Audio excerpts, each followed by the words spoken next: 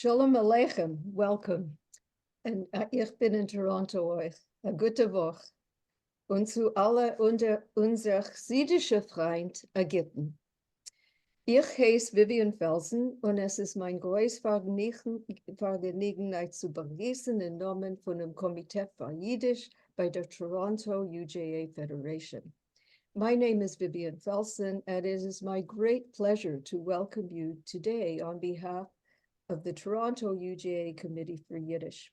Now, please note that although much of today's content, the program's content, is in Yiddish, the presentation itself will be in English. So please stay with us. I think you'll find today's topic fascinating. Before we begin, I want to remind you to put any comments or questions you may have into the Q&A box, not the chat box. And our speaker will have the opportunity to answer your questions and look at your comments after his presentation. So today's program, as you know, is being presented in partnership with the California Institute for Yiddish Culture, the cycle in Los Angeles, Yiddish Language and Culture, and its CEO and founding director, Miri Corral, will now introduce our guest speaker, Miri. Thank you so much, Vivian. And first of all, thank you all so much for joining us today. Seid begrüßt. Though I can't see you, your avid listening to this program live gives us the energetic boost that we need. This is a fact, not woo-woo at all.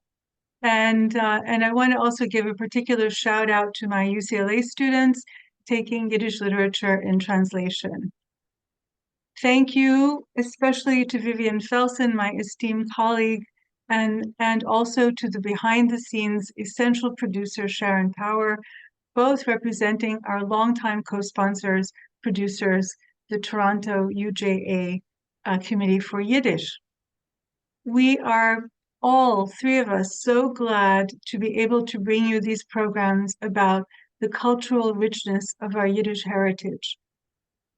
You may have noticed that there are no registration fees, but if you've been enjoying these programs, please do consider supporting them by becoming a member of the California Yiddish Institute or just donating at our website membership page, which is yiddishinstitute.org/membership. It's only with your support that we can continue to bring you such rewarding content. It's now my great privilege to introduce our speaker today, Samuel Glauber, to speak on the topic, How to Tell Your Fortune in Yiddish. Wie man lässt sich voraussagen das Mazel auf Yiddish. This seems like a very piquant and unusual topic, especially since we seem to be such a practical peoples. But given that we have an incredibly rich tradition of folklore, we have dibbuks and demons and angels and holy amulets and so forth, it's not all that surprising that Yiddish, whose literature covered every topic under the sun, also encompassed writings on the occult. So our speaker today, Sam Glauber, is a scholar of modern Judaism specializing in Eastern European Jewry and its diaspora communities. He's a PhD candidate in the Department of Jewish Thought at Ben-Gurion University of the Negev, where he's writing a dissertation exploring Jewish engagement with modern occult themes or currents in late 19th and early 20th century Eastern Europe. His research develops an interdisciplinary approach to processes of religious and social change with a focus on the religious landscape of Eastern Europe. His particular research interests include Jewish occultism, modern religious thought, and Yiddish press culture. His work has appeared in many journals, and just to name a couple, the Jewish Historical Studies, in Geweb, Tradition, and Kabbalah. And he's also the co-editor of the 2021 book, Hillel Zeitlin, In the Secret Place of the Soul, 3 essays. We're delighted to have him with us today for our audience. He's joining us from Israel today. Of course, as you know, Vivian is in Toronto. I'm in Venice, California. So we're fantastic. We also have an audience from across the country, across the continent, I imagine, and across the globe. And as a reminder, feel free, as Vivian mentioned, feel free to post any questions you might have in the Q&A function, and we'll address as many as we can at the end of the talk. Questions about where and when you'll meet your future mate, or what are the winning numbers of the upcoming Powerball lottery, however, will have to be answered in a separate session after Sam dons his gypsy costume and turban. So over to Sam. Thank you. Thank you, Miri, for your kind words of introduction and for bringing us together today. I'd like to thank the California Institute for Yiddish Culture and Language, as well as Vivian Felsen and the UJA Committee for Yiddish for co-sponsoring today's lecture. It's funny that you mentioned meeting one's partner and the lottery, because those are two of the central concerns that come across in Yiddish fortune-telling literature as well. I'm going to go ahead and share my screen. So I'm really excited to have this opportunity to speak with all of you today. What I want to talk about is a forgotten genre of Yiddish literature that is as little known today as it was popular in the late 19th century. A literature whose sole purpose was to assist in the act of fortune-telling. By looking at Yiddish fortune-telling guides, we'll learn how Jews in Eastern Europe practiced fortune-telling in the late 19th century, as well as something about the questions, concerns, and anxieties that affected Jews at that time, issues they sought to resolve through fortune-telling. The scholar Faith Wigzell has a wonderful observation about fortune-telling that I'd like to begin by sharing. In her book about Russian fortune-telling literature of the 19th century, Wigzell writes that, quote, "The importance of fortune-telling lies precisely in the way it straddles the cultures of a pre-modern and a modernizing society."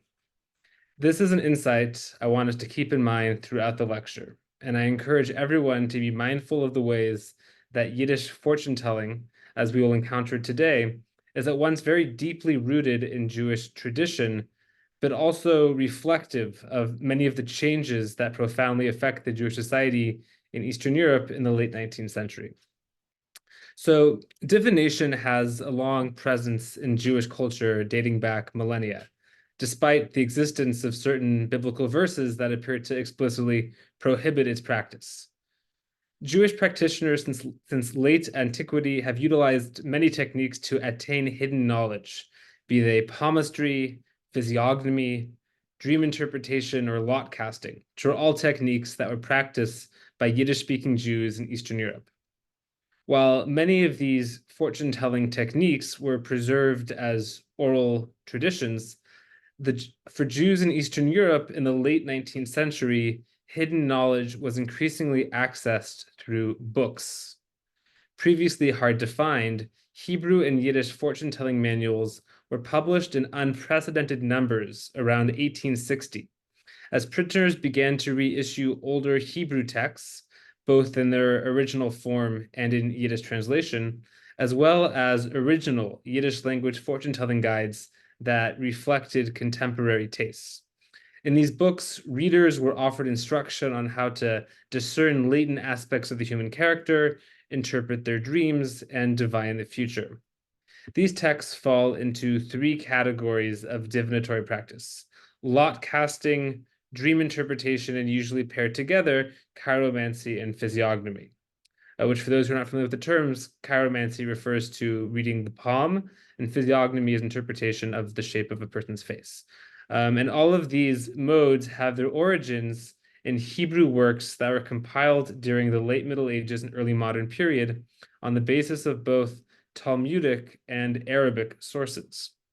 The most important works that served as the basis for Yiddish fortune-telling literature were Moses Galina's Toldot Adam, or Sefer Chochmos Sayad, a guide to chiromancy and physiognomy, Solomon Almoli's study of dreams and their interpretation, which was titled Pitaron Chalamot, and the various lot casting books attributed to Sadi Gaon, Abraham ibn Ezra, and others. These classical works of Jewish fortune-telling were first published in the 16th century, and following their initial publication were reissued intermittently in the ensuing centuries without really any significant alterations in their content or form. Dramatic changes, however, came in the late 19th century with the mass publication in Eastern Europe of new popular editions that transformed Jewish fortune-telling. While each work possesses its own distinct history, these editions differed from their predecessors in several respects, moving towards a greater use of Yiddish, an overall simplification of form, attribution to contemporary authors rather than past figures from Jewish history, the inclusion of new supplementary content, and in the case of chiromancy and physiognomy, the wholesale replacement of traditional sources with modern occult approaches. These elements exemplify not only the popularization of Jewish fortune-telling manuals during the late 19th century, but also the novelties that were introduced therein. It was then, in short, a revolution not only of quantity, but also of creativity. So the increased production of fortune-telling manuals was part of a larger shift in book publication that transformed Jewish society in Eastern Europe in the later half of the 19th century. Political, technological, and cultural developments. These included the lifting of restrictions on Hebrew publishing in the Russian Empire in 1862, technological developments that dramatically lowered the cost of printing, improved methods of book distribution, the establishment of Jewish libraries, and the emergence of a new audience of readers in Eastern Europe eager to consume works of Hebrew and Yiddish literature. All of these together set in motion a wave of Hebrew and Yiddish book publishing without precedent in Jewish history. Amidst these favorable conditions, over 80 editions of Jewish fortune-telling manuals appeared in press between 1863 and the outbreak of the First World War in 1914. The vast majority of these were in Yiddish, or bilingual Hebrew-Yiddish editions that rendered fortune-telling accessible to a mass audience. This vernacular turn granted Jewish esoteric literature a newfound degree of popularity precisely during the period that's usually identified with the growing spread of secular Jewish literature. Fortune-telling manuals were physically small texts that cost little to produce, and judging by the number of titles that were reissued in multiple editions, sold quite well.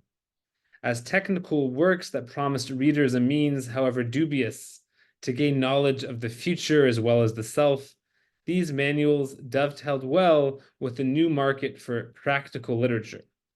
Simplified Yiddish language manuals also proved more accessible to a broad audience interested in domestic fortune-telling, even if sources do indicate that they were used by professional fortune-tellers as well.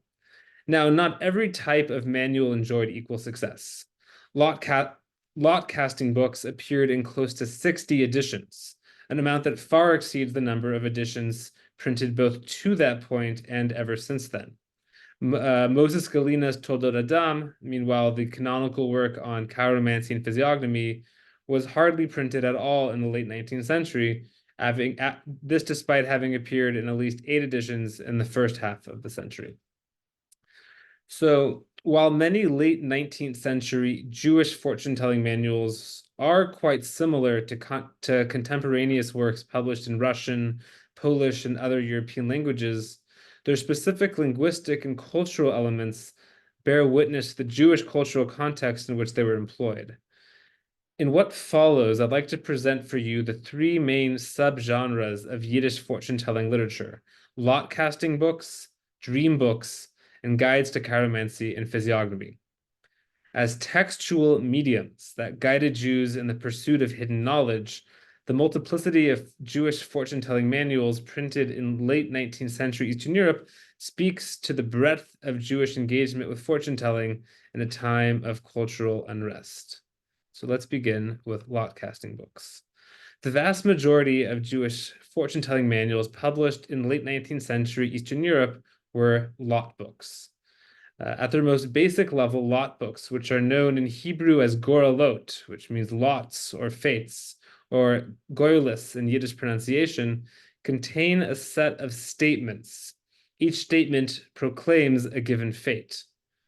The user casts a lot, which yields a random number, and this number in turn leads the user to one of the statements in the book, which serves as a relevant answer to their question.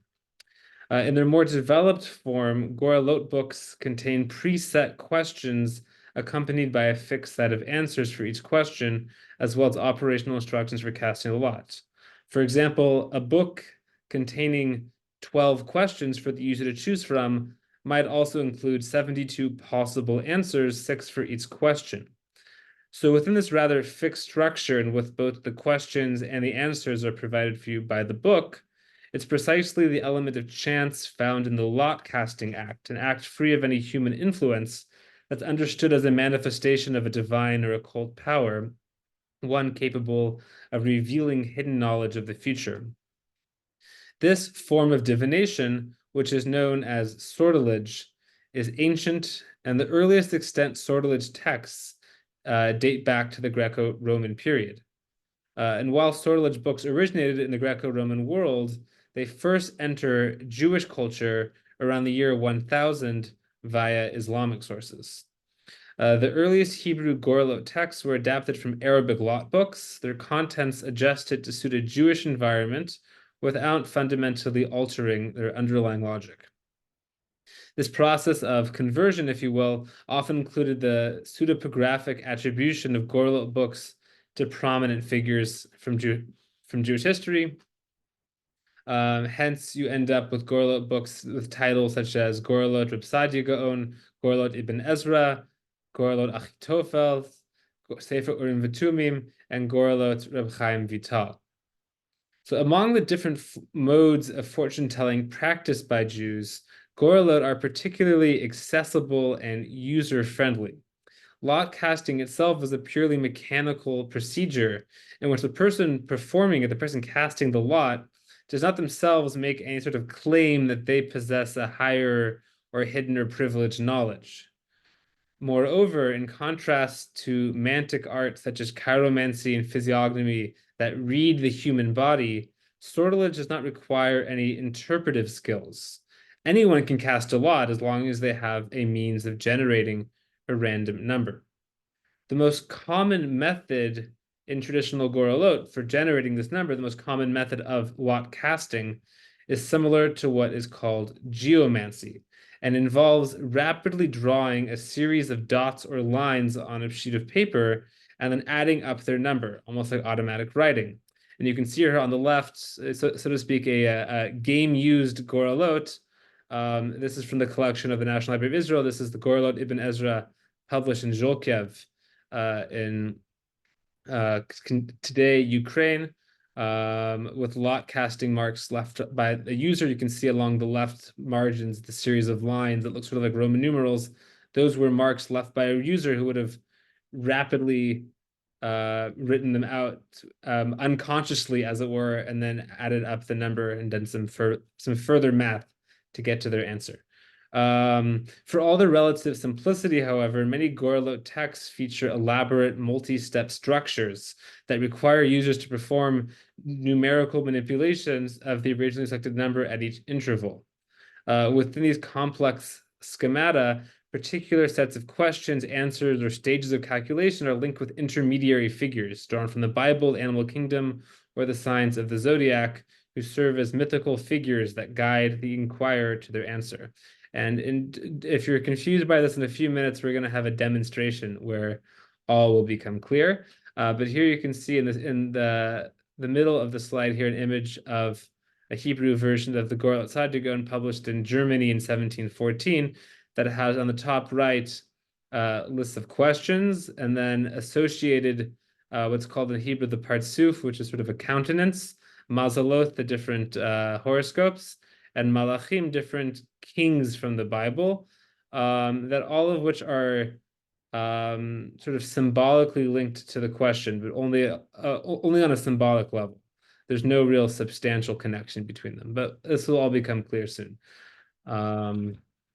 So the questions found in classic Goralot relate foremost to the concerns of everyday life: marriage, health, social relations, agriculture, financial matters, finding lost items, and success in various endeavors.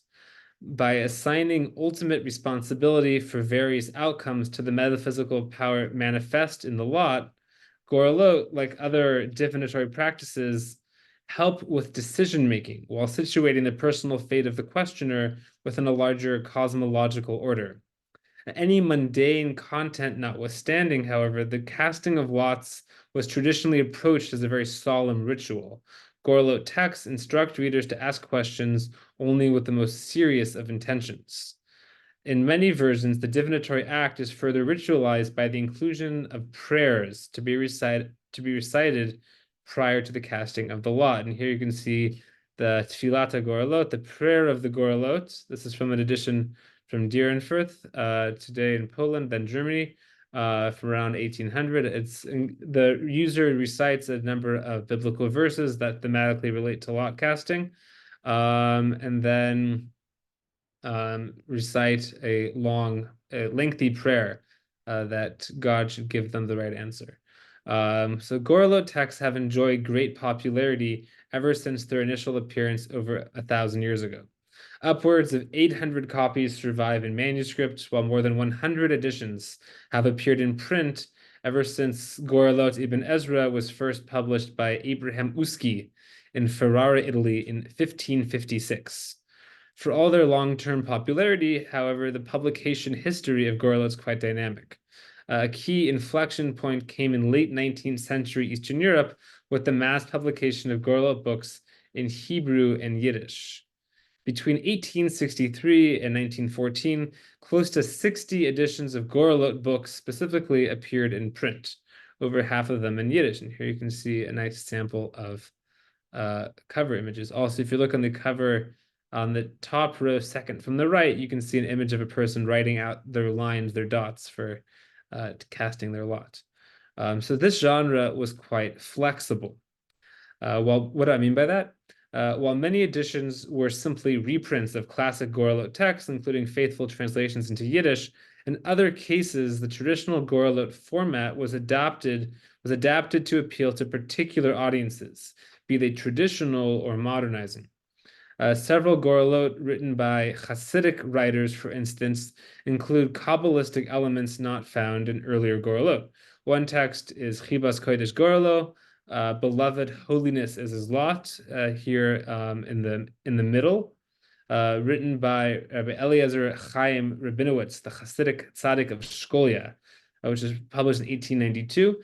So this work links the 10 possible answers for each question with the 10 Kabbalistic sfirot. While a different Hasidic Goralot book, Paparusa de Chochmasa, Delights of Wisdom, published in 1849 and then reissued in new editions in 1870, 1891. You can see two covers of two editions here. Includes a running commentary in the style of a Hasidic homily.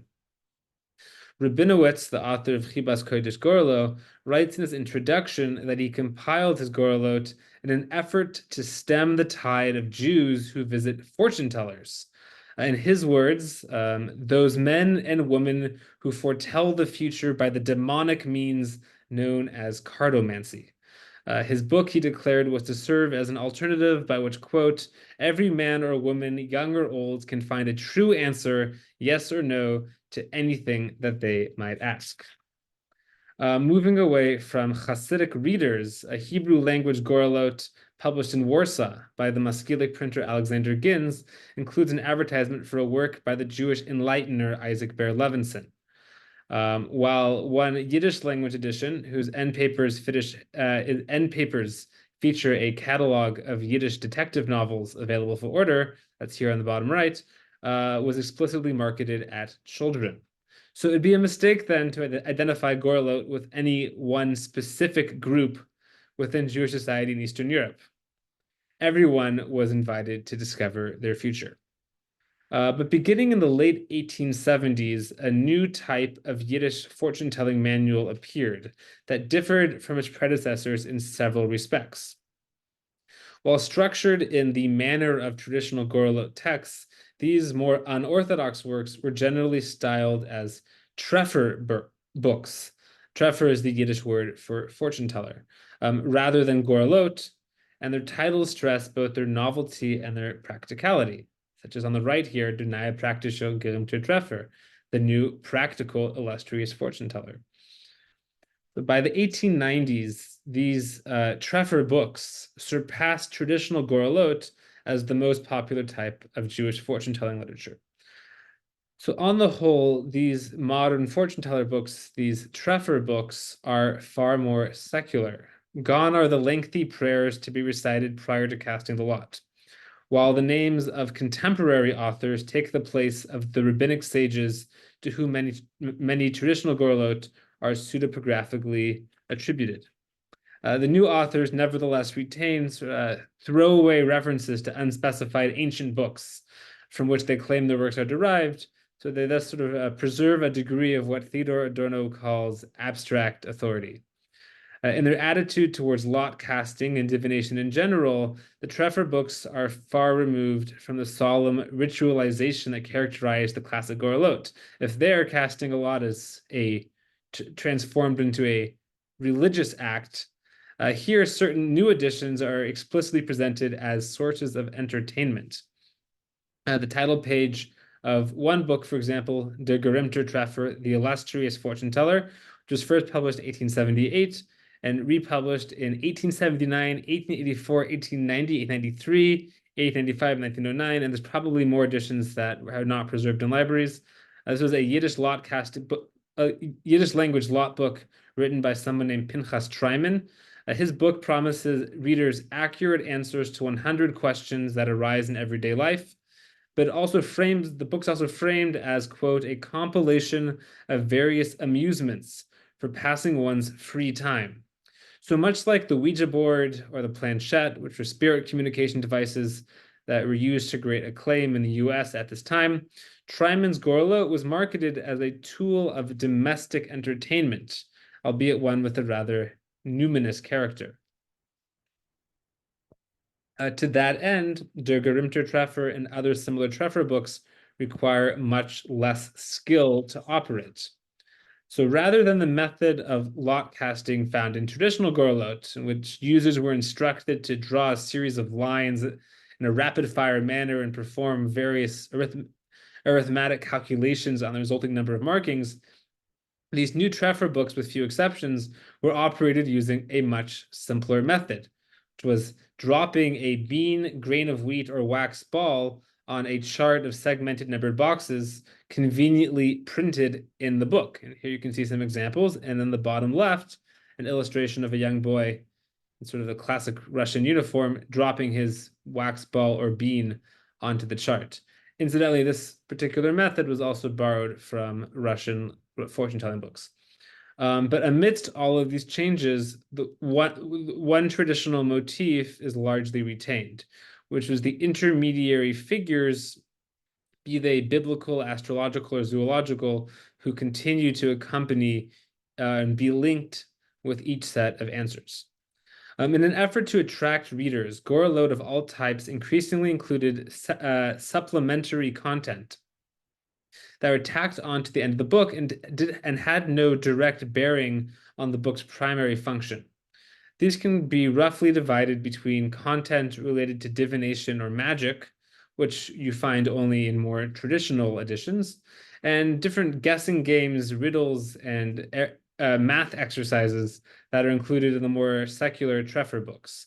Just to give you a few examples, the widely reprinted 1857 Warsaw Yiddish translation of the Gorelos of Sadia Gaon concludes with a collection of folk recipes, such as how to prepare a torch that cannot be blown out by the wind, and a charm to ward off the evil eye.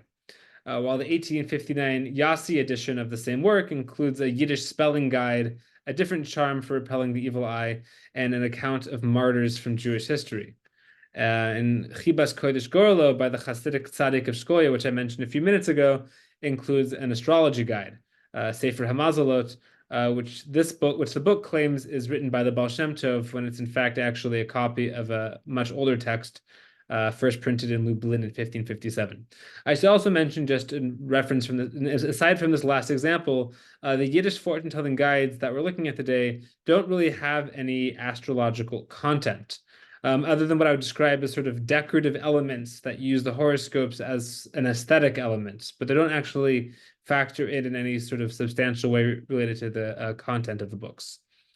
All of these supplementary texts, with the exceptions of the last example, are not themselves related to divination, but they appeal to the same conservative readership likely to purchase a traditional lot-casting book. By contrast, in Der Neuer Praktische Gerühmter Treffer, the New Practical Illustrious Fortune Teller, which was a modern book written by someone named M. Margolis, that was printed in 6 different editions in Vilna between 1894 and 1909, you can find in the back of the book aphorisms, riddles, humorous anecdotes, and a multiplication table. Tryman's Der Gerühmter Treffer, which I mentioned before, is oriented towards light entertainment, includes a Yiddish adaptation of a popular Russian name-guessing game. Another book, which we'll see more of in a few minutes, Hamagalan Istaris, a Neue Praktische Gerlbuch, the Revealer of Mysteries, a new practical lot-casting book, ends with an appendix titled Useful Sciences for Every Person. And these useful sciences are a guide to physiognomy, aphorisms, riddles, jokes, anecdotes, and instructions for the preparation of glue and ink.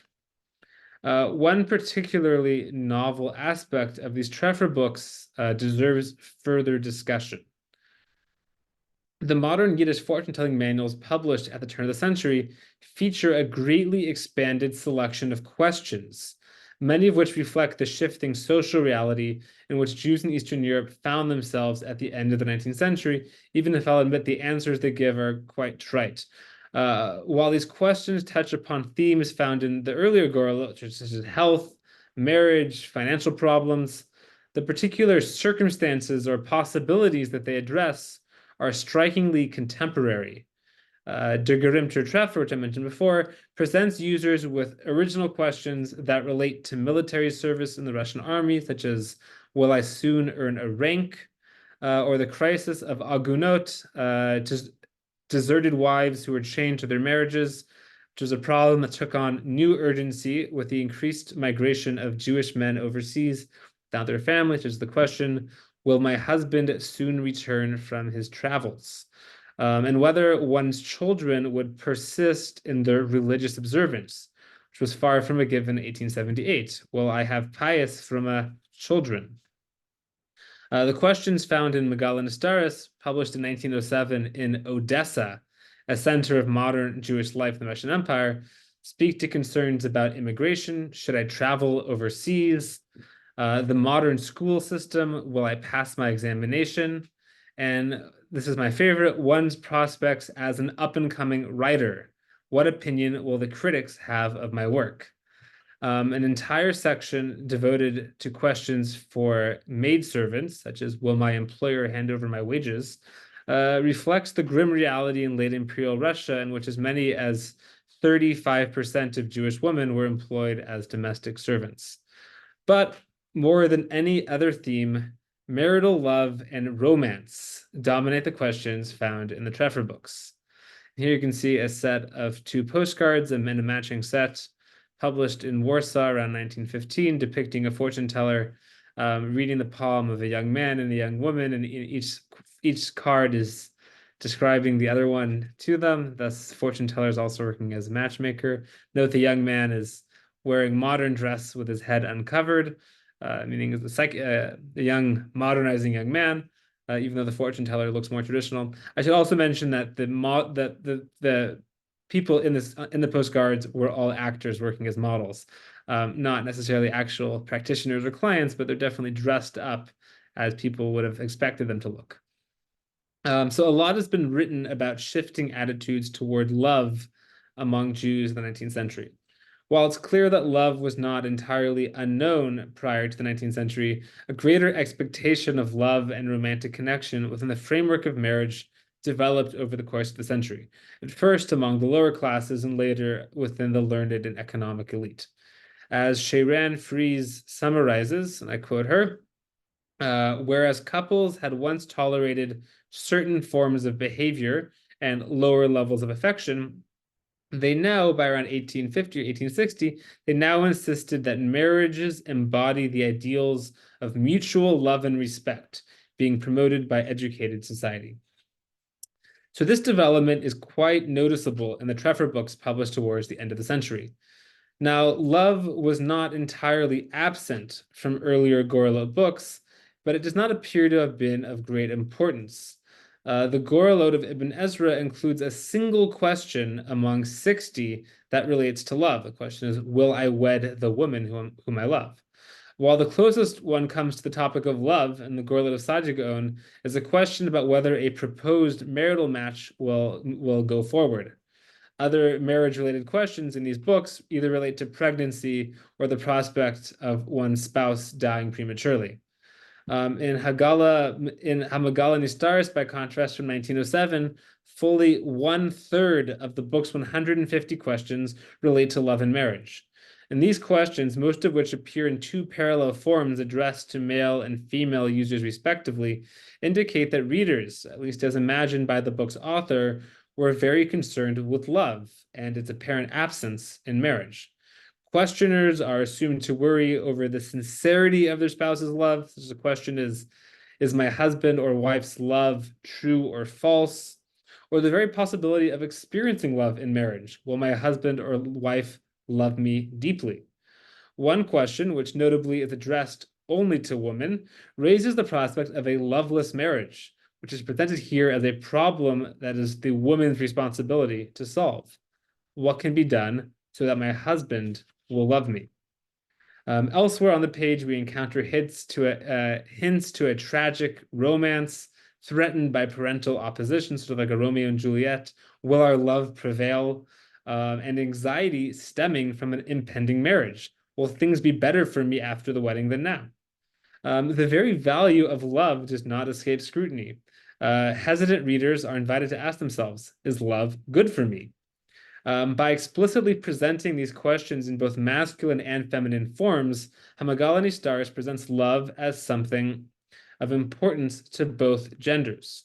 Moreover, the inclusion throughout the various Treffer books of questions addressed to both men and women indicates that Yiddish fortune-telling literature, at least in its more modern form, transcended conventional gender boundaries. Now, given the title of my talk today, I think that I would be remiss if I didn't provide at least a brief demonstration of how to tell your fortune in Yiddish using a Gorelot book. Let's use Hamagala Nistaris, which we've been looking at from 1907. Here's the title page. So the questions in this book are organized by category. There are something like 12 categories, something around 12 categories in the book. Let's go to the category Hayashar v'Hatzlacha, integrity and success, and let's pick the second question. Suvel ich gavinin in lottery. Will I win in the lottery? And note that there's the numbers next to the questions, 125, 60, 56, 110. We will come back to those numbers soon. They will serve us in finding our answer. So if I were to use this book, I would, first of all, as we just did, select the question I'm interested in asking. In this case, what will I win in the lottery? I will then turn the page and find the Mazel chart. Here's a chart printed in the book. There's actually, in this book, because of the large number of questions, there's actually two different charts depending upon which section your question is from. We're using chart number 2. And you can see here there's 6 different segments with numbers at the bottom. And then in the middle, it's kind of a little hard to see, but there are 6 different 6 different horoscopes, 6 different astrological signs. The other chart number 1, has the other 6, as well as a day of the week. Now, I should just stress again, and it'll become apparent, the astrological symbols here are really symbols and nothing more. They're included in the book due to their association with fortune telling, but the book actually does not make any recourse to astrology or astrological associations in any way. But again, this is a common thing in Gorlot. They'll mention all the mazalot, all of the signs, but not actually really use them for anything in any sort of interpretive way. So I'll take my bean or my wax ball in hand, and I'll drop it on the chart, and it falls on number 1. So now I just did the completely random act of dropping a bean on the chart, and I got the number 1. That was where the lot casting was done. That was where the act of divination happened. Now I have to use my number 1 to get to an answer. So the book includes on the next page a chart depending upon which number you got in casting your lot. What do you do next? So here, number 1 is associated with keshet, with the bow. And also associated with the month of Kislev in the Jewish calendar. Again, the association of the number 1 with these symbols is entirely arbitrary and is just done by the author of the book just for like decorative purposes. And the instructions are count down 2 from your question, look up the resulting number in the table with the signs of the zodiac, the Pnei Mazalis, and names of personages and Shmois Anashim.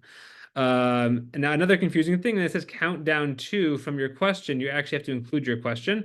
So our question, again, we had asked the second question, the question on the second row next to number 60, Zuvailach gewinnen in lottery.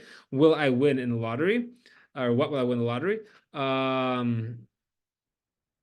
And so that I count down 2, including my number. So 6, so it's really counting down 1. So from 60, I get to 56. So 56 now is now my lucky number. I then go to the aforementioned chart with the signs of the zodiac. Here's the chart with all the different numbers, 150 different numbers. And 56, if you zoom in, is associated with Monday, Yom Sheni, Tzveter Ponim, Shiktu Asher. So the second face, which is another sort of arbitrary mysterious sounding symbol, means you go to Asher. Asher, the son of Jacob, the son of Yaakov, Yankov. Asher is one of the 12 tribes. Asher is associated with my set of answers, which is answer set 89. I then flip a few more pages in the book, and I find answer set 89. And again, because my instructions originally were to count down 2 to get to your answer, here too I count down 2, go to answer 2. Du wirst gewinnen nach dein Wunsch. You will win in accordance with your desire, which seemingly most people playing the lottery want to win a lot. So seemingly this is telling you that you will do quite well in the lottery, assuming that you're ambitious, which I think most people playing the lottery are. But let's go back. Let's do one more demonstration. So previously my coffee bean gave me 1. This time I'm going to drop my bean on the chart, and I'm going to get 2. So what I do with 2, here I go back to that same chart with the instructions, 2 associated with Gedi, with Sagittarius, and Tavis, with the month of Tavis. This says, look up the number from your question in the chart. So meaning rather than counting down any number, I just use my number itself. So I just use 60, which was the number associated with my question. I then go to the chart. 60 says, Yom Vav V'Zayin, Friday and Shabbos, Dritr Panim, the third face, Shik Tzu Raphael, sends you to Raphael, who's Raphael is one of the angels in Jewish angelology. Raphael is the figure associated with answer set 48. Now, since I was only counting down 1, meaning not at all, my answer is the first answer, Du wirst gewinnen nur a kleine Summe. You will win, but only a small sum, which I always find kind of endearing. So as you saw here, we had featured in the book all the astrological symbols and these angels and names of biblical figures and days of the week and Jewish months, but none of them actually contributed anything. If you were to remove all of them from the book, you would get the exact same thing there. It's just there to sort of create this to add to the stima, to add to the feel or sense of it. Okay, so having now had this demonstration, you now have a sense, you are now all qualified to tell your fortune in Yiddish. Okay, so the 50-year publishing run of Gorlot books came to a halt with the outbreak of the First World War. Unlike traditional literary genres that did bounce back following the war, such as Hasidic hagiography, the market for Gorelot never recovered, with only 3 titles appearing in the interwar period. Yet the close to 60 editions that appeared between 1863 and 1914 testified to their immense popularity in the late 19th century. The relative ease of operating Gorelot, in particular these later Treffer books that were explicitly intended for lay people, engaged even uneducated readers, while the large number of included questions ensured that every user would find something that was relevant for them. And amidst a growing market for leisure activities, lot books with their multi-step rules of operation, participatory elements, and inherent intrigue drew in less pious readers for whom they functioned primarily as an entertaining game of chance, like a magic 8-ball. Perhaps most importantly, in a time of growing uncertainty and cheap print, fortune-telling manuals offered users an affordable window, however opaque, into the future. Next, I'd like to talk briefly about dream books. Dream books offer readers instruction in the prognostic interpretation of dream symbols. 3 Jewish dream books were printed in late 19th century Eastern Europe: Solomon Almoli's classic Hebrew work, Piteron Chalamot, the bilingual Sefer Magid Atidos, or Piteron Chalamot, that was spuriously attributed to Saadia Gaon, and a popular Yiddish book called the Troim Bichel. All of these appeared in several editions. So the way all these works are structured, these 3 books all basically have the same idea. They all contain lexicons of omens, which one scholar has described nicely as lists of objects or events and what they may portend if seen in dreams. So these books all contain lists of just hundreds of symbols, a ladder or a jug of milk, and what that means if you see it. These sort of lists of omens date back to antiquity, and they can be found in Jewish literature as early as the Babylonian Talmud. These lists of omens stem from a worldview, which is prevalent in many cultures, that views dreams as a source of hidden knowledge that is concealed in symbols. But these symbols here cannot be read too closely.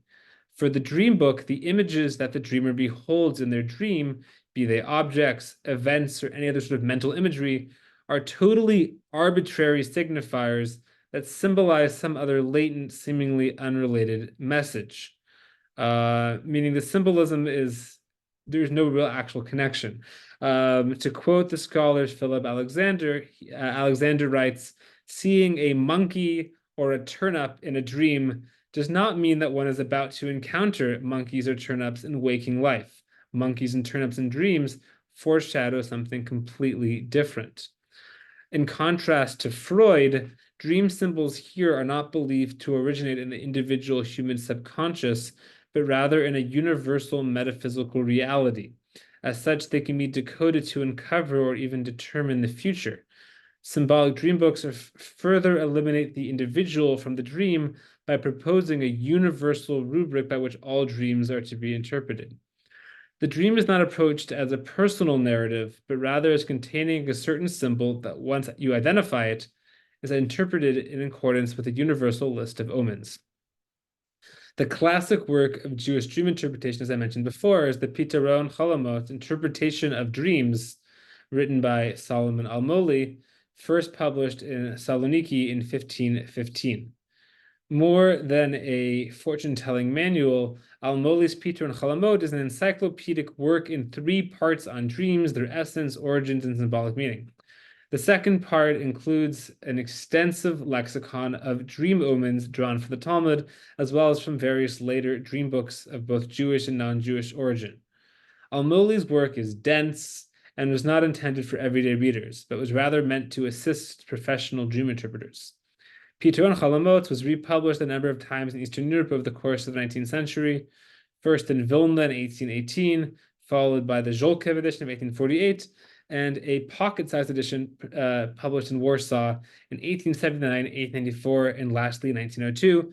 The cover you see here on the left is from the personal copy owned by the Hebrew writer Micha Yosef Berdichevsky, just for those who find that kind of thing interesting. But the first truly popular dream book printed in Eastern Europe was the bilingual Hebrew-Yiddish Sefer Magid Atidos, Book of Fortune Tellings, that was attributed to Saadia Gaon, despite having first been written and published around the year 1810, and was subsequently reprinted in at least 7 other distinct editions in late 19th century. And you'll see here in the middle, the cover is all in Hebrew, but in fact, top half of the book is in Hebrew and the bottom half is in Yiddish. This work features a list in Hebrew of approximately 150 to 250 omens and interpretations. Each edition has a different number of omens, with a running Yiddish translation at the bottom of the page. And the introduction, which is all in Yiddish, instructs readers not to be frightened or scared of disturbing dreams, but rather, with the assistance of friends, to immediately give them a positive interpretation. But the most popular dream book was the Träumbuch, which is Yiddish for the Little Dream Book, first published in Lemberg in 1874, and subsequently reissued in at least 5 other distinct editions. This copy here on the right was from the library of the Jewish folklorist Moshe Gaster, which was then bought by the National Library of Israel. The Träumbuch, which is entirely in Yiddish, makes no claim to have been written by a rabbi. In fact, the title page of the first 2 editions notes that the book was translated from German, although that gets taken out of the later editions. With that said, the introduction does discuss biblical and rabbinic dream motifs, so this must have been added by the translator to make it a little bit more Jewish. And the list of omens includes distinctly Jewish symbols, such as in your dream seeing a Hasidic prayer room, a shtibel, which means apparently you will become great, or seeing people lighting Hanukkah candles, which evidently means you will be helped by a woman. Other symbols are strikingly modern and reflect current cultural developments. For example, if reading a newspaper in your dream is said to foretell good news. The Träumbuch's popular orientation is reflected in its organization. For in fact, the first time in a Jewish dream book, the omens are organized by their initial letter, if not in a strict alphabetical order, to make it easier to look up. Before then, they were just in a completely random order. The Träumbuch also has a concern with money, which is not found in other Jewish dream books from Eastern Europe. It's kind of funny. According to the title page, the book, quote, and you can read, for those who read Yiddish, can read here on the right, the book describes the meaning of each dream and which number one should play in the lottery. Whoever plays that number will win lots of money. To that end, each omen is accompanied by a number to play in the lottery. You see here in the middle of the slide, the column of numbers on the left, that's the number to pick in the lottery for your Powerball, depending upon what you see in your dream. And for each printing of the book, they change the numbers. While the introduction of the book celebrates fortunate dreamers who follow their dreams to great financial profit. So just to sum up, Hebrew and Yiddish dream books offer Jewish readers a straightforward means by which to interpret their dreams. However, despite this simplicity, dream books were not nearly as popular in late 19th century Eastern Europe as the Gorla we saw before, which is perhaps due to their relatively conservative content. While Gorlot were adapted to meet contemporary tastes and concerns, dream books, with the exception of the Träumbuch, retain their traditional form. In all, only around a dozen editions were published in the late 19th century, which is a small fraction of the number of Gorla books that were printed at that time.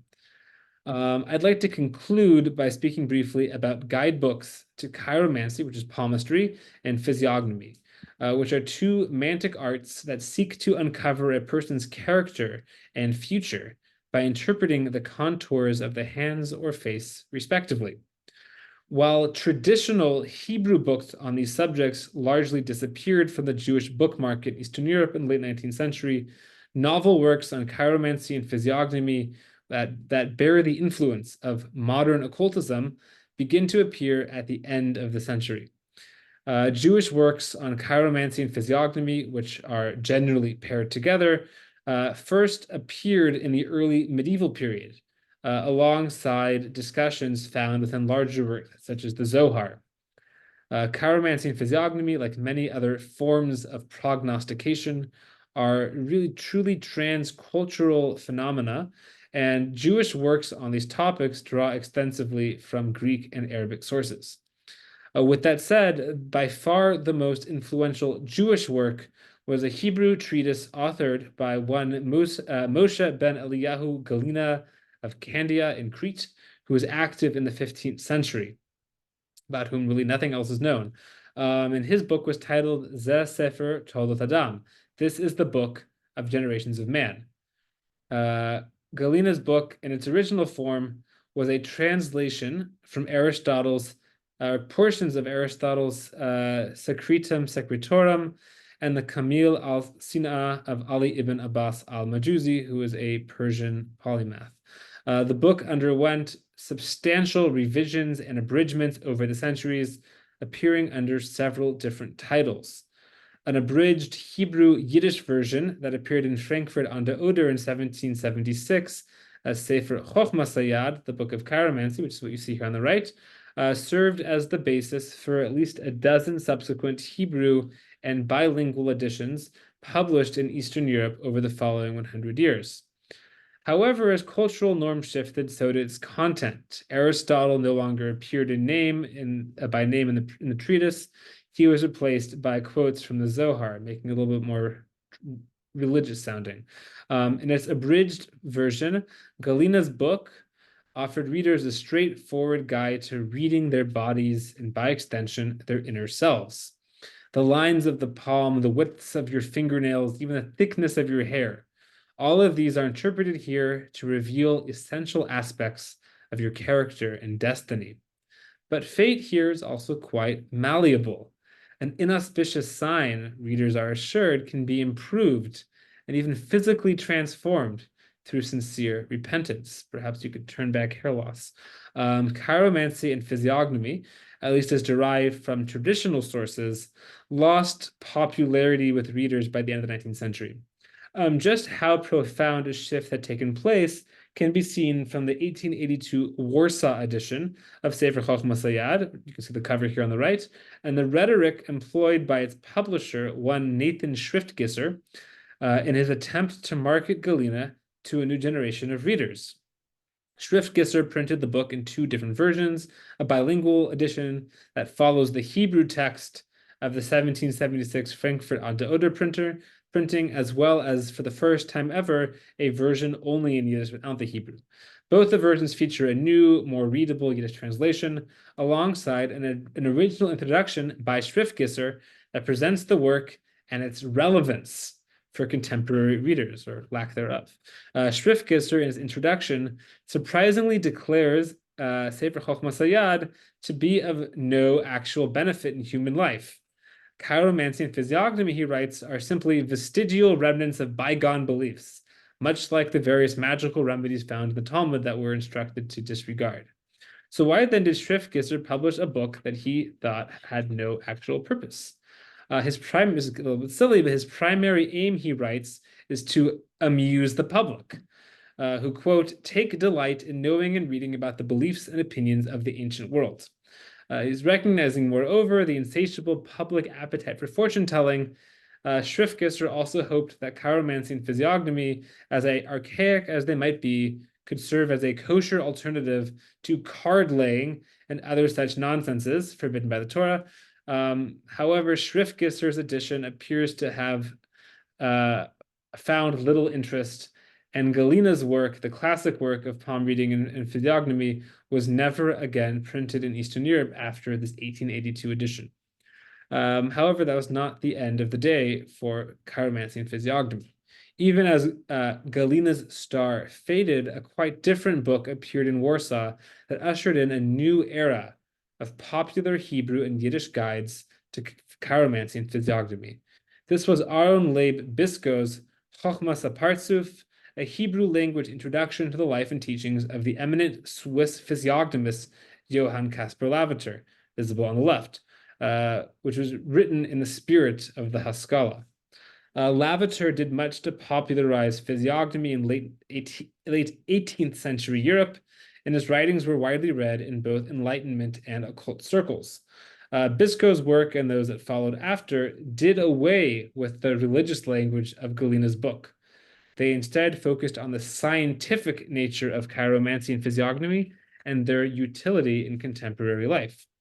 Physiognomy in particular was promoted as a means of effectively evaluating strangers, no small matter among newly urbanized Jews, for whom encounters with unfamiliar people was a daily occurrence.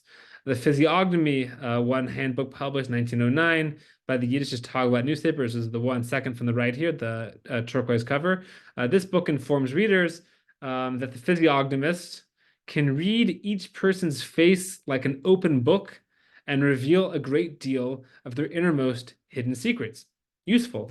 A premium was likewise placed on accessibility.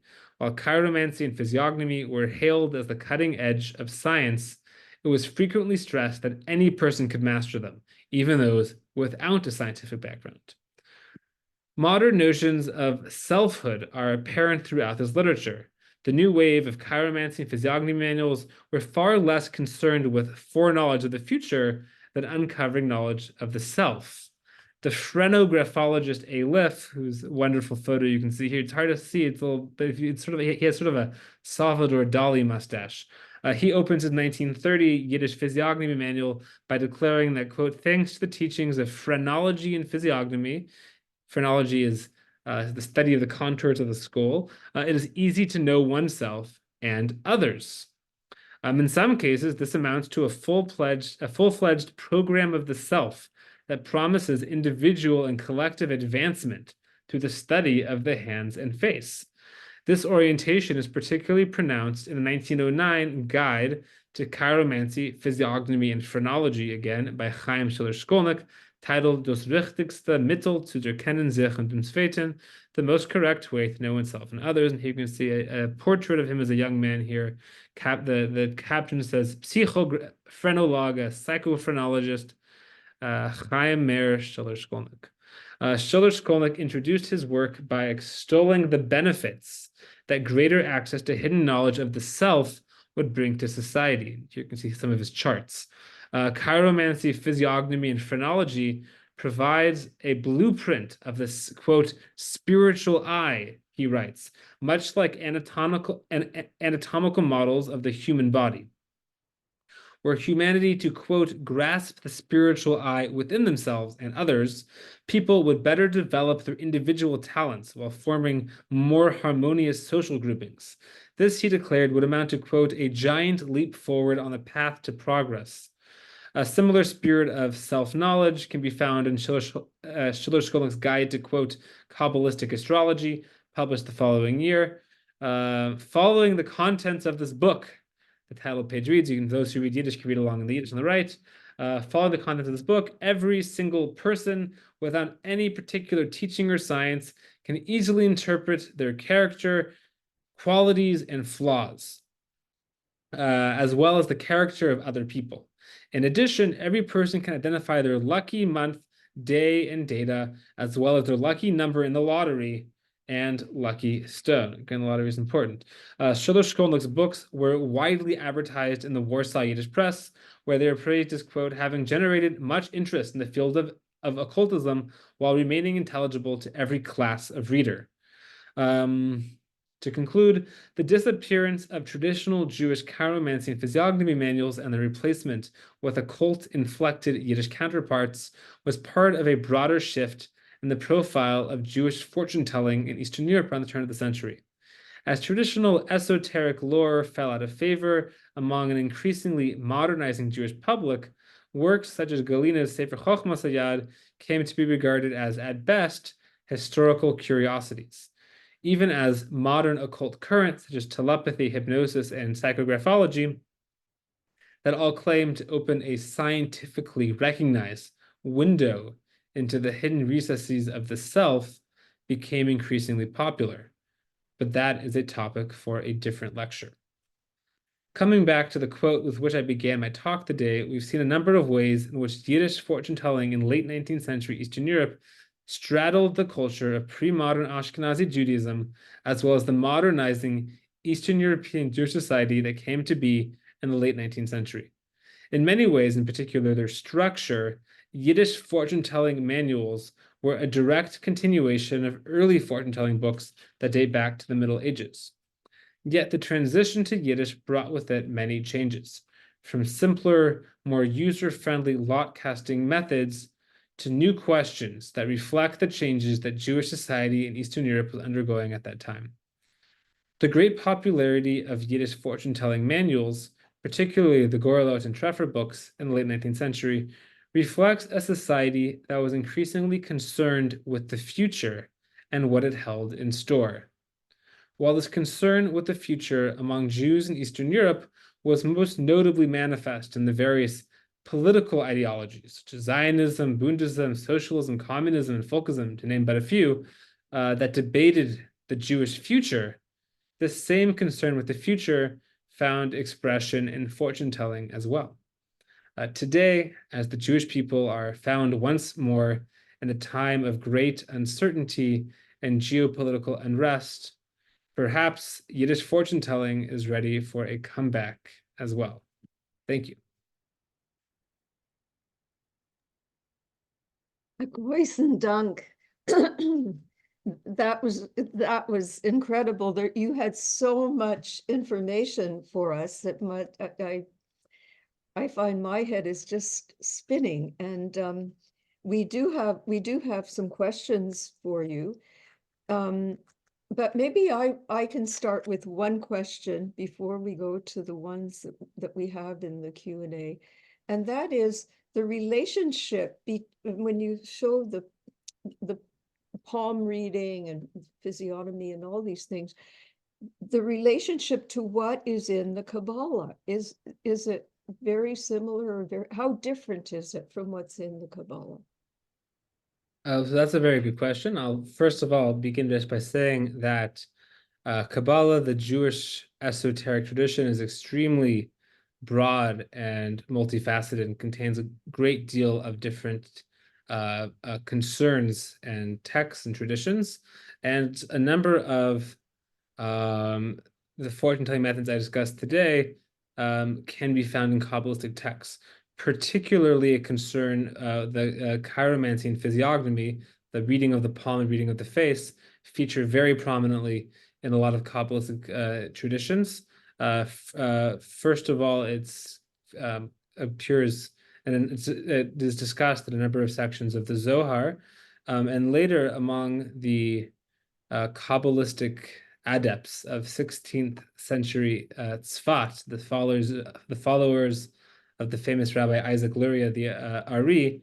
A lot of them, particularly Rabbi Luria himself, are known for their ability to assess people's character by looking at their faces, and particularly the lines of the forehead. And in the context of Kabbalah, as a sort of secret or esoteric lore, which was, while in certain contexts taught very widely, in other contexts was kept as a secret. And a lot of these, the face reading was used as a way of judging a person's character in terms of their worthiness of receiving the tradition, sort of a way of filtering out people. And also in Kabbalah, there was a great concern with rectifying one's past sins. So often also reading the face, the Kabbalist could identify the person's past sins and provide them instruction in how to rectify their soul. In terms of the lot casting, is found less often in dream interpretation also. Dream interpretation is, as expressed in these Yiddish guides from the 19th century, already appears more or less in the same format in the Talmud 1,500 years ago.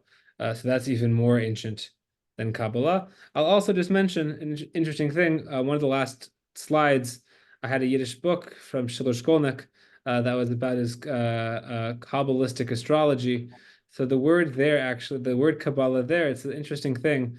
The word Kabbalah entered the Polish language to mean fortune-telling, with no direct connection to Kabbalah as understood by Jews, other than perhaps that there was a perception among Polish Christians that Jews used the Kabbalah to tell fortunes.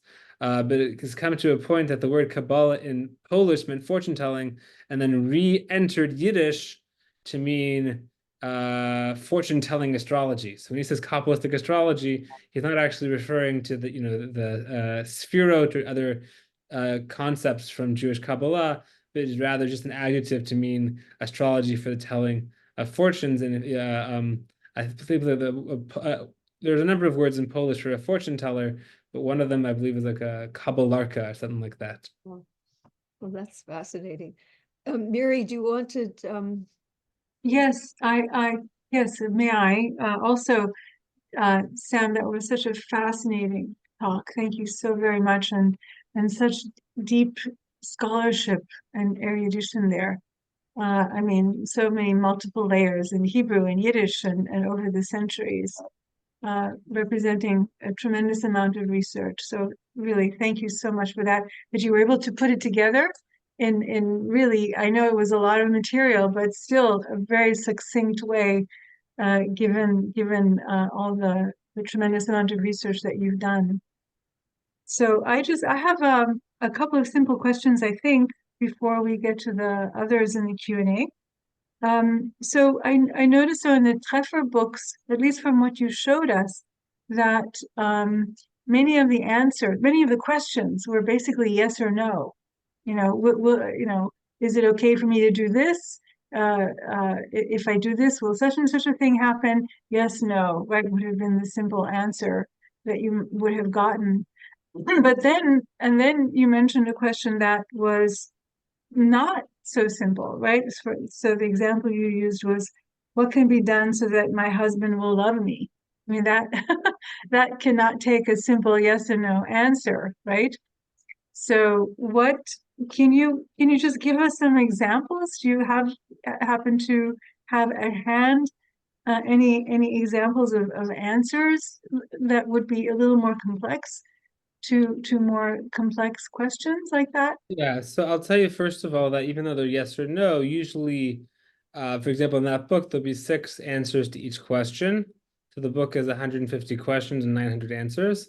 And usually the 6 questions, 3 of them will be on a more upbeat note, and 3 of them will be on more of a downbeat note.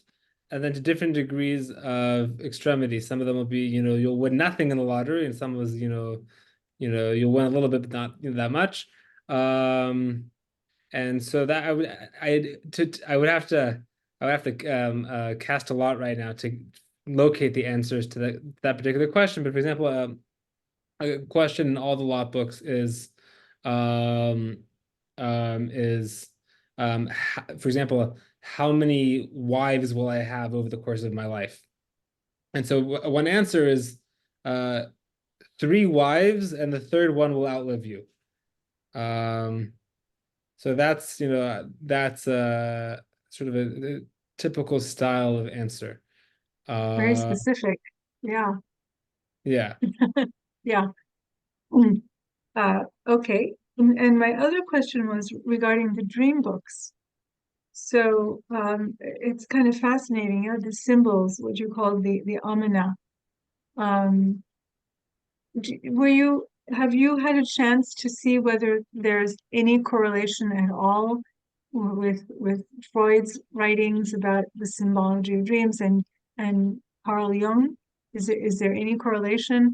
I'm assuming that these came first before Freud and Jung got involved in dream interpretation. But is that worth just seeing if there's a connection between them? Yeah, so I'll preface by saying that I'm not a Freud scholar, so I can't give a fully qualified answer. But I will say that this whole genre of lexicons of dream symbols, one of the earliest surviving texts is known as the Omnia Critica of Artemidorus. And it's translated into English in many editions and was actually recently redone. And this is a book from about 1800 years ago. That's the same format of symbols and then what they mean, and usually the symbol not having any at least superficial connection to what it signifies. And also even these the Jewish text, for example, the book Pitron Cholamot, that was compiled in the 16th century, but is drawing from the things from the Talmud from the 4th, 5th century, and also from later. And even even the popular Yiddish books were already in circulation in the early 19th century. So everything certainly predates Freud and Jung, but Freud is in touch with this tradition. But there's definitely more of a veering from what I would say is sort of an individual narrative of dream interpretation, but rather more it's identifying your symbol in the book, and then that's that. But there's definitely more to be explored here. Particularly just the fact that Al-Moli's book, Al-Moli in 1515 titled his book "The Interpretation of Dreams." There's been some speculation. There's a German scholar of Al-Moli who has a number of articles on Al-Moli and his works on Peter and Chalamot, and she sort of was trying to figure out if it was possible that maybe Freud had heard of the book and got the title for his Traumdeutung from there, but she couldn't find a smoking gun to prove anything. Thank you for that. Well, Vivian, would you like to take on some of these questions? I just noticed that there was a couple of questions related to the I Ching that you can't help but see that there's a resemblance between this lot casting, right? The Treffer books and the I Ching. Is that your impression as well? Yeah, I mean, it's an interesting thing. In general, there's the field of what I could broadly call magic or things like that has a much higher degree of cultural sharing and commonalities across cultures than perhaps any other human endeavor, I would say. So it's very, very, I can't point to direct connections, but it's very, very common for magical practices or things of this sort to appear across a very large number of cultures in ways that appear quite similar, even if they're all sort of developing in tandem. But that's also why it's hard to speak about, for example, traditional, I don't know, Ashkenazi folk healing or magic in Eastern Europe is inseparable from Polish or Russian or Ukrainian traditions of the same, because they're all developing in connection with each other. And for example, even if were Jews I'm thinking more sort of like the shtetl setting, if there were Jews who otherwise didn't necessarily have a lot to do with their non-Jewish neighbors, they would still not hesitate to go to a Christian healer, and for a Christian also to come to a Jewish healer or fortune teller or things like that. So for whatever reason, the boundaries are a lot more blurry when it comes to these things. Mm-hmm. Well, that actually segues right into a question about whether the mass publication of Jewish fortune-telling texts might have contributed to anti-Semitism, to fear actually by non-Jews of Jews, right, as practitioners of the occult, which includes things like devil worship, Satanism, and so forth. Do you think that there might have been correlation there? It's interesting that, I mean, for all that there was a very large number of Yiddish or Jewish publications, there was an even larger number in Polish and in Russian at the time in Eastern Europe. So if there were there were 50 or 60 Gorolot books published, there's the author who I quoted in the presentation, Faith Wigsell, has a really wonderful book on Russian fortune-telling literature, and she found many, many, many hundreds of Russian language editions of similar books, but whether of lot casting or of dream books. And the same thing goes also for Polish literature as well, but also across all European and American literature at the time. So I don't think the Jews were actually, for all that it appears to me like a large amount of literature, relative to their numbers, I don't think it actually would have stood out to their non-Jewish neighbors. Okay. There's a question here about the relationship between the belief in fortune telling and the concept of beshert, where a soul was fated to find its match. That's a great question. So when you read about, first of all, when you look at the fortune-telling literature from the late 19th century, there's lots of questions about beshert and finding your match. And if you read about Jews going to fortune tellers in that time period, also in the early 20th century, sort of the stereotypical person going to a fortune teller is to find out who their beshert is. So it's a very, it's a very close connection in sort of the Jewish folk imagination. And the notion of beshert, of one sort of chosen partner, life partner, is found in rabbinic literature in the Talmud already 1600 years ago. So it's a very ancient concept that, probably even predates even the fortune-telling techniques that came to be practiced by Jews.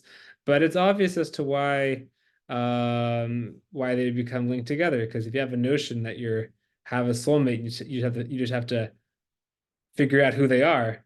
Obviously, you'll take any sort of assistance you can get in doing that figuring out process. If there's a person who can claim to have access to hidden knowledge that you're struggling to ascertain yourself.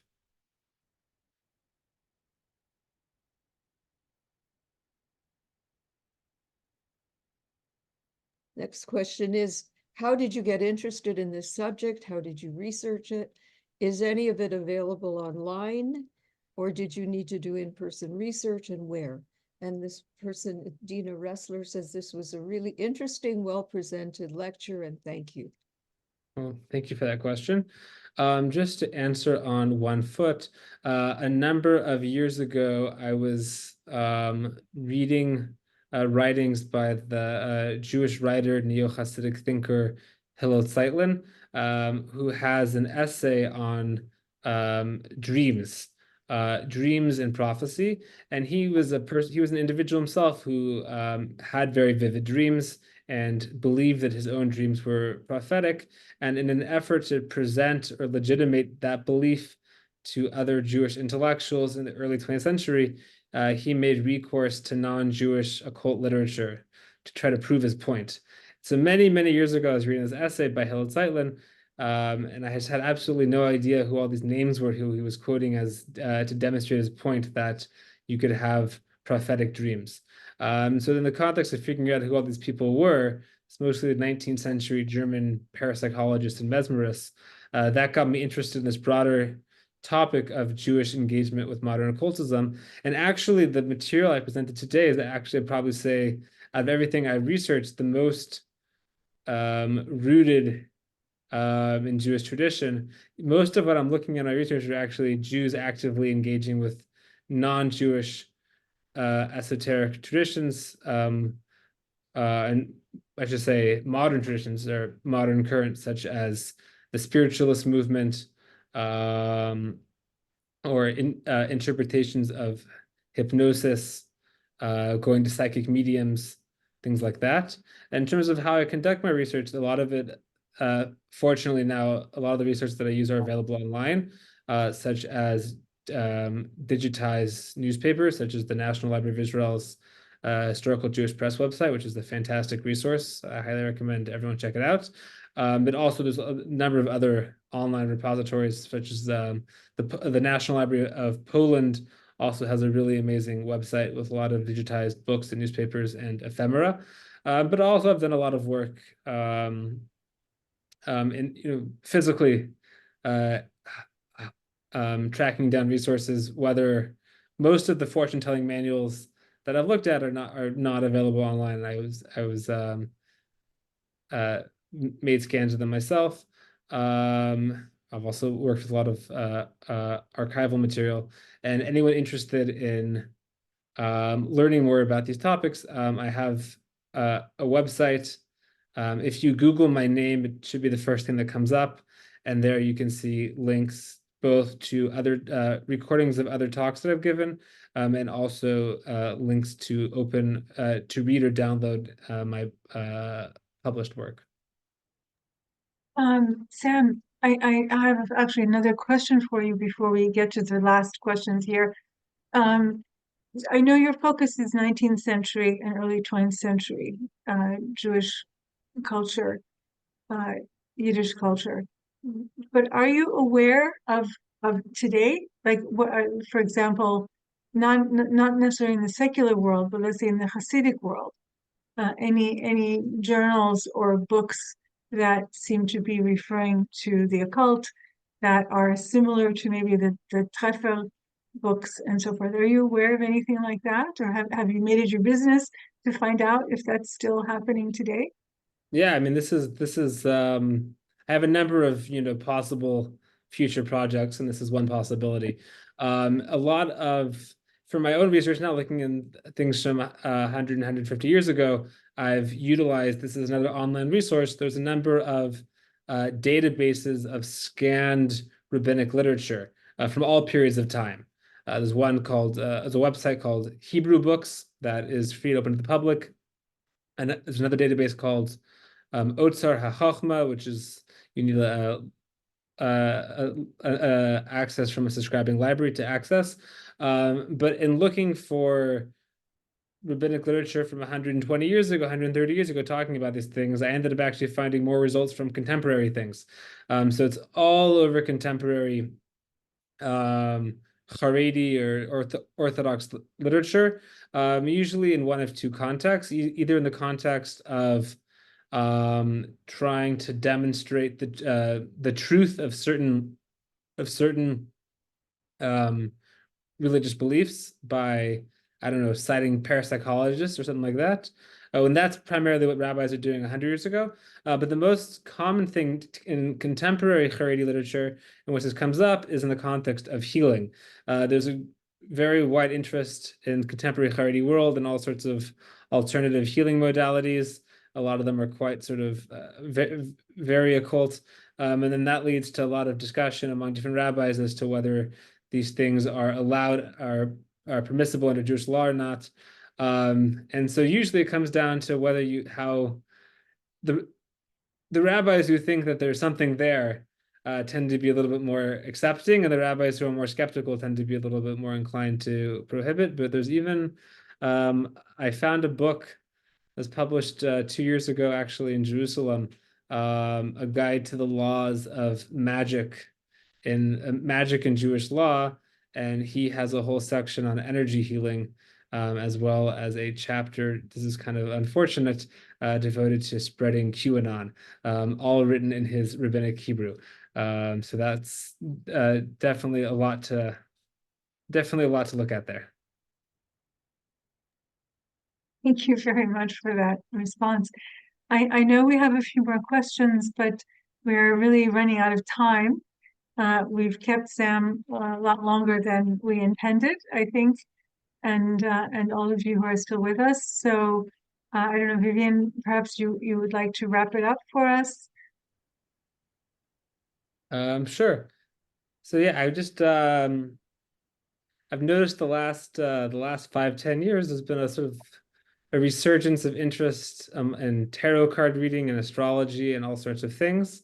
And there's lots of theories as to why it is. Often the classic claim is that these what are branded as irrational beliefs, although I don't use that sort of language in my own research, tend to rise in popularity in moments of crisis and uncertainty, and when sort of the, again, quote, rational institutions seem to be failing or not living up to the task. And so I think that now, and when there is this current interest in these sort of things, I think it's all the more important for people who are Jewish and are interested in engaging in these things, but want to do so from a Jewish perspective, to know that all of this is found in Jewish, and in particularly in Yiddish culture and literature, and it's just there, waiting to be found and read and discovered. You don't have to look further afield. Well, thank you very, very much for this wonderful presentation. Thank you all for coming. And thank you, Miri and Sharon. And I'm sure that if any of you have questions for Sam, you can write to him or get in contact with him. And he's Right, through his website, right? Through your website, Yes, Sam. yes, If you said the place. there's a contact page, so feel free to use that. Yeah, so any questions remaining unanswered, yeah, feel free to use that. very good. So Shkoyach, Sam, everyone, Sharon, Vivian, Shkoyach, Thanks thank to you. all. Hartlichen Dank. Herzlichen Dank to all. Bye.